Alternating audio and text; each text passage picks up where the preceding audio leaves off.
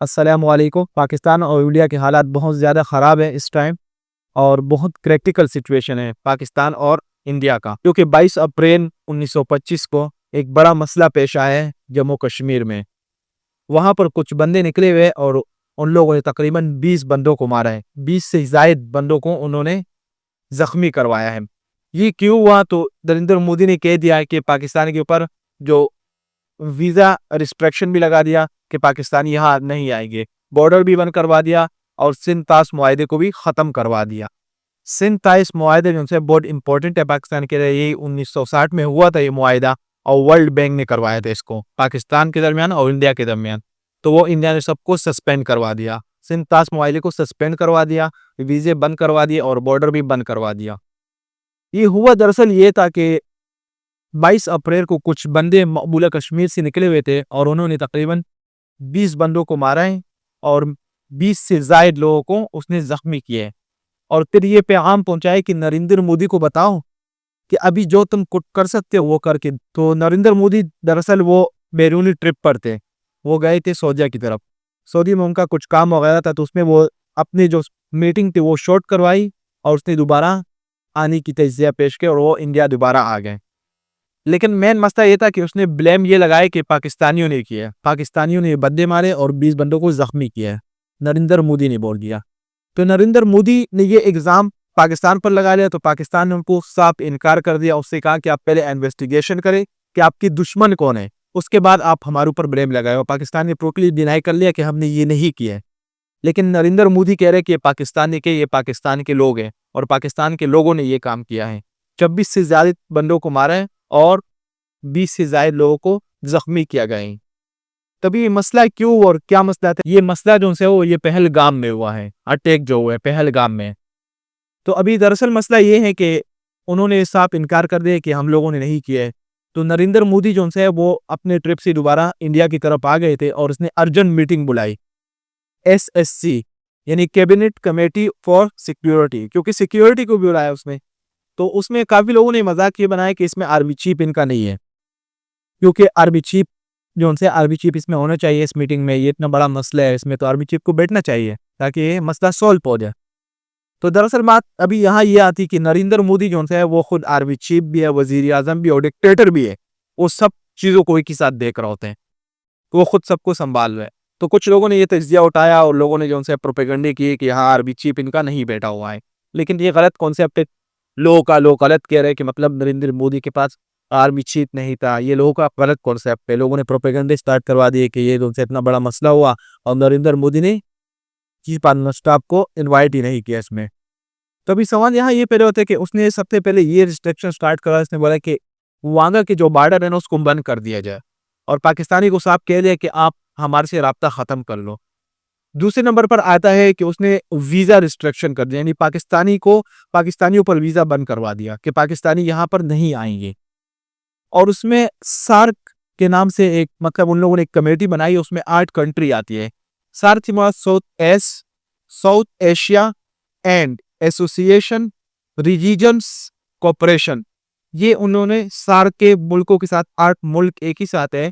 उसने ये बताया है कि जो 8 कंट्री है ना, इसमें अफगानिस्तान, पाकिस्तान, भूटान, नेपाल, बांग्लादेश और मालदीव, इस तरीके से एक कंट्री जो है ना इस पर कोई रिस्ट्रिक्शन नहीं होते। जैसे मतलब पाकिस्तानी लोग वहां जाना चाहते हैं तो अगर सार्क का स्टिम्प लगा होगा तो वो बगैर स्पेशल वीजा के बगैर वो उस कंट्री में जा सकते हैं, इस पर कोई रोकथाम नहीं हो सकती है, वो आराम से जा सकते हैं। वो कौन से लोग जा सकते हैं? एक तो स्पोर्ट्स के लोग, जो मतलब स्पोर्ट्स के मैन होते हैं ना बंदे, वो जा सकते हैं। और दूसरे उसमें जो जा सकते हैं वो पॉलिटिकल मतलब जो गवर्नमेंट के बंदे होते हैं ना वो लोग जा सकते हैं वहां पर आसानी से, स्पेशल वीजा के लिए नहीं लेना पड़ते, वो आसानी से क्रॉस कर लेते हैं एरिया को। कि मतलब यूरोप में जैसे बना हुआ है कि यूरोप के जो लोग हैं वो बॉर्डर को क्रॉस करते हैं, उनके ऊपर कोई रिस्ट्रिक्शन वगैरह नहीं है, स्पेशल वीजा की जरूरत नहीं होती, वो आराम से क्रॉस कर लेते हैं। और जो डिप्लोमेसी के लोग हैं ना वो भी आराम से उससे जा सकते हैं, उनके लिए कोई मसला वगैरह नहीं है। तो ये 3 किस्म के लोग आराम से आ जा सकते हैं ये 8 कंट्री में विदाउट एनी वीजा के, ये लोग जा सकते हैं। तभी सवाल यहाँ ये पैदा होता है कि जो सिल्तास मुआहिदा हुआ था 1960 में, इसके ऊपर भी नरेंद्र मोदी ने मुकम्मल बैन करवा दिया। उसने कहा कि ये जो सिल्तास मुआहिदा ना ये हम इसको टर्मिनेट करना चाह रहे हैं। ये इतना आसानी से टर्मिनेट नहीं होगा। अगर ये टर्मिनेट करना भी चाहेंगे, ये तो पहला हो नहीं सकते। अगर हो गया तो फिर जंग स्टार्ट हो जाएगी पाकिस्तान और इंडिया की। तो नरेंद्र मोदी ने ये कह दिया कि ये जो जंग है ना, इसमें ये सस्पेंड किया जाएगा। सिंतास मुआहिदा, इंडस वाटर ट्रीटी इंग्लिश में कहते हैं और सिंतास मुआहिदा उर्दू में कहते हैं। तो उसने टर्मिनेट करवाया। उसने साफ बोल दिया कि अभी इस वक्त इसको रिजेक्ट किया जाए, इसको खत्म कर दिया जाए। लेकिन ये इतना आसानी से खत्म क्यों नहीं होगा? क्योंकि ये वर्ल्ड बैंक ने करवाया था, ये मुआहिदा पाकिस्तान और इंडिया के दरमियान में। तो अभी ये इतना जल्दी खत्म नहीं हो सकता। अगर ये खत्म होगा तो इसमें वर्ल्ड बैंक आएगा, और वर्ल्ड बैंक जो है वो नहीं चाहते हैं कि किसी कंट्री में किसी के साथ कोई गलत या कोई अगेंस्ट वगैरह काम करे। तो इस मुआहिदे को फिर जो है वो अपने हिसाब से देख लेंगे, उसको फिर सेटल कर लेंगे। तो इतनी आसानी से खत्म नहीं होगा। अगर खत्म भी हुआ बिलफर्ज सपोज अगर खत्म भी हो जाते हैं तो फिर जो है जंग स्टार्ट हो जाएगी इंडिया की और पाकिस्तान की। तो नरेंद्र मोदी जो थे वो ट्रिप पर थे, इस वजह कि उसने अपने ट्रिप को शॉर्ट किया और वो वापिस इंडिया की तरफ आए। लेकिन उसने जो है एयर बेस जो है वो पाकिस्तान का इस्तेमाल नहीं किया, क्योंकि उसको पता चला कि पाकिस्तान के दहशतगर्द है और पाकिस्तान के दहशतगर्दों ने ये काम किया है। पूरी वर्ल्ड वाइड जो रिपोर्ट आ रही है ना, वो सब इस आजकल इसी मामले में फंसे। वो सब जो से न्यूज जो चल रही है वो इसी का चल रहा है, सिंतास मुआहिदे का, कि इसने उन्होंने ये कैंसिल करवा दिया, टर्मिनेट करवा दिया। तो नरेंद्र मोदी ने साफ बोल दिया कि भाई आप लोग अभी पाकिस्तानी के ऊपर ये सारे रिस्ट्रिक्शन लगा दिया जाए और पाकिस्तान के लोग यहाँ नहीं आएंगे। अभी सवाल यहाँ ये पैदा होता है कि जो अमेरिका जैसे स्टेट है, अमेरिका जो डोनाल्ड ट्रम्प है वो बहुत खुश है कि पाकिस्तान के साथ ऐसे ही होना चाहिए। वो इंडिया को उल्टा सपोर्ट कर रहे हैं। इंडिया को उसने सपोर्ट करवा दिया कि मैं इंडिया को सपोर्ट करूंगा और पाकिस्तान को सपोर्ट नहीं करूंगा। क्यों सपोर्ट नहीं करूंगा? क्योंकि पाकिस्तान जो है वो चाइना का दोस्त है। तो इसलिए क्योंकि उनका तो चाइना के साथ लगता नहीं है, चाइना के साथ उनकी जो है ताल्लुकात काफ़ी बेकार है, काफ़ी ख़राब हो चुके हैं।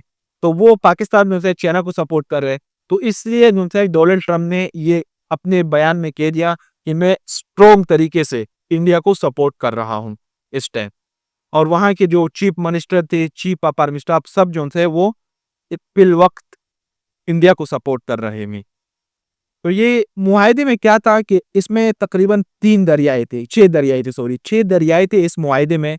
3 जो है मशरक के जो 3 दरियाए थे वो इंडिया को मिले थे, और मगरब के जो 3 दरियाए थे वो पाकिस्तान को मिले थे। लेकिन जो 3 दरियाए पाकिस्तान को मिले थे ना मगरब के, वो भी इंडिया से आ रहे। वो 3 दरियाए, एक चेनाब है, एक चेलम है और एक जो है इंडस है। ये 3 दरियाए हैं। और जो इंडिया के पास है उसके पास भी 3 है, रेवी है, बियास है और सतलेज है। ये 3 दरियाएं उनके पास है। लेकिन अभी इंडिया ने ये मुआहिदा बता दिया लोगों को कि अभी हम पाकिस्तान के ऊपर पानी बंद करवा देंगे, और अगर ये पानी बंद हो गया पाकिस्तान के ऊपर तो पाकिस्तान को तकरीबन वहां से पानी आ रहा होता है इंडिया की तरफ से। 3 दरियाएं जो थे उस मुआहिदे में ये हुआ था, ये 3 दरियाएं पाकिस्तान के हैं। अगर ये पानी उन लोगों ने बंद करवा दिया तो काफी पाकिस्तान को काफी नुकसान पड़ सकता है। इसकी इकोनॉमिक जो है वो बहुत नीचे आ जाएगी, क्योंकि 70% जो है वो एग्रीकल्चर पर पाकिस्तान डिपेंड करता है। 70% एग्रीकल्चर पर डिपेंड करता है। उसी से तो इनकम इनकी ज्यादा आ रही है। इसी की वजह से जो है पाकिस्तान की करेंसी और जो पाकिस्तान की डेवलपमेंट है वो आगे की तरफ जा रही है, क्योंकि एग्रीकल्चर की वजह से हो रहा है। 70% डिपेंड करते हैं। अगर अभी खुदा न खास्ता इन लोगों ने पानी बंद करवा दिया तो पाकिस्तान को बड़ा नुकसान हो सकता है। तो पूरी दुनिया के जितने भी लोग हैं वो सारे इस टाइम, इंडिया हो गए, इसराइल हो गया, ये जो है ये किसको सपोर्ट कर रहे हैं? ये इंडिया को सपोर्ट कर रहे हैं। और उन्होंने साफ कह रहे हैं कि हम इंडिया को सपोर्ट करने वाले हैं, पाकिस्तान को हम सपोर्ट नहीं करते। पाकिस्तान मुझे चाइना का दोस्त है और चाइना के दोस्त को हम सपोर्ट नहीं कर सकते। अब ये जो मतलब हमला हुआ है ये किसने करा है? ये करवाया है TRF, यानी द रेजिस्टेंट फ्रंट। ये उन्होंने करवाया है। उन्होंने 370 आर्टिकल में लिखा हुआ है, 370 जो आर्टिकल इसमें लिखा हुआ है कि यहाँ पर 85,000 लोग जो से हमने उनको रिहाइश यहाँ दे दिया, उनकी आबादी कर रहे हैं। वो नॉन मुस्लिम है और मुसलमानों को ख़त्म कर रहे हैं, क्योंकि इंडिया में जो बोर्डिंग होती है तो वो सबसे ज़्यादा तादाद होती है वो मुसलमानों की होती है। सबसे ज़्यादा तादाद वो मुसलमानों की होती है। तो अभी उसने मुकम्मली तौर पर उसको बैन करवा दिया। उसने कहा कि हम यहाँ पर अपने लोग, इसकी जो मतलब जियोलॉजिकल जगह है, हम यहाँ पर अपने लोग हमारे आएंगे, इंडिया के जो नॉन मुस्लिम हो यहाँ रहेंगे और हम पाकिस्तानियों को निकाल लेते हैं। और 48 घंटे का टाइम दे दिया कि 48 घंटे में पाकिस्तान के जो लोग हैं उसको निकाल लो।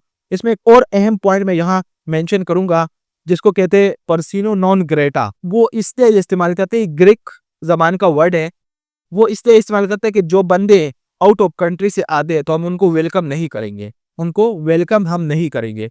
पाकिस्तान की जो फौज है इंडिया में, उनको जो है वो भी निकालना चाह रहे हैं कि पाकिस्तान के कोच को कह दिया कि आप इंडिया को छोड़ दे और चले जाए। और इस्लामाबाद में जो लोग उनके बैठे हुए इंडिया के, तो उनमें ने नरेंद्र मोदी उनको कह दिया कि आप लोग जो थे वापस इंडिया की तरफ आ जाओ, पाकिस्तान को छोड़ दो। इस्लामाबाद में दारुल खिलाफा में उनसे पाकिस्तान का वो इस्लामाबाद है, तो उन्होंने इंडिया के लोगों को कह दिया कि आप लोग इस्लामाबाद को छोड़ दो, आप वापस इंडिया में आ जाओ और हम पाकिस्तानी फौज इंडिया से निकाल कर वो पाकिस्तान भेज देंगे।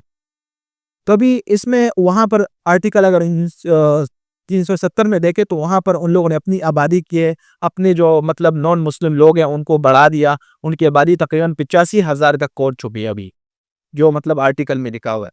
85,000 आबादी पॉपुलेशन उन लोगों ने इंक्रीज करवाई नॉन मुस्लिम के। और मतलब वो चाह रहे कि हम इसको मुस्लिम जो है उसको यहाँ से निकाल लें। ये मसला काफी पहले से चलते हुए आ रहा है, लेकिन अभी इसलिए जो है एक बड़ा मसले से बन चुका है। 2017 से ये मसला चलते हुए आ रहा है और अभी जो है ये इसमें एक बड़ा इशू बन चुका है। तभी सवाल यहाँ ये पैदा होता है कि उन लोगों ने तो साफ कह दिया, और ये जो है वर्ल्ड जितनी भी मतलब इसराइल है, अमेरिका है, यूक्रेन है, वो जो है इंडिया को सपोर्ट करे, पाकिस्तान को सपोर्ट नहीं कर रहे थे। और उसने साफ कह दिया कि हम नरेंद्र मोदी को सपोर्ट करेंगे, पाकिस्तान की किसी को सपोर्ट नहीं करेंगे, और ना हम पाकिस्तान के साथ खड़े हुए।